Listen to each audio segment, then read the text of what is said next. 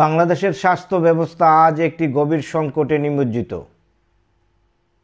চিকিৎসা পেশা, যে পেশা মানুষের জীবন বাঁচানোর জন্য পবিত্র, শপথে আবদ্ধ, সেটি আজ লেজুর ভিত্তিক রাজনীতির শৃঙ্খলে আবদ্ধ হয়ে পড়েছে।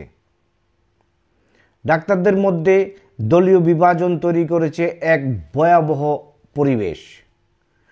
যোগ্যতা, নৈতিকতা কিংবা দক্ষতা নয়, বরং রাজনৈতিক আনুগত্যই এখন হয়ে উঠেছে নিয়োগ ও পদোন্নতির প্রধান হাতিয়ার।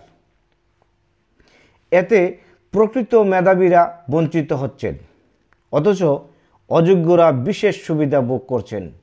কি চমৎকার! এই রাজনৈতিক দাসত্বের ফলে হাসপাতালগুলিতে দেখা দিচ্ছে চরম অব্যবস্থাপনা। রোগীরা সঠিক সময়ে চিকিৎসা পাচ্ছে না। জরুরি ওষুধ মজুদ থাকলেও স্বজনপ্রীতির কারণে সাধারণ মানুষের নাগালের বাইরে চলে যাচ্ছে দিনকে দিন। ডাক্তাররা রোগীর সেবার চেয়ে রাজনৈতিক ক্ষমতার পাল্লায় নিজেদেরকে ওজন বাড়াতে বেশি ব্যস্ত হয়ে পড়েছেন ইদানিং। সবচেয়ে ভুক্তভোগী হচ্ছে সাধারণ মানুষ।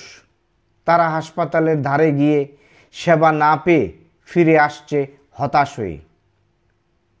এতে শুধু স্বাস্থ্যসেবার মান ধ্বংস হচ্ছে তা না, ভেঙে পড়েছে চিকিৎসক রোগীর আস্থার সম্পর্কও।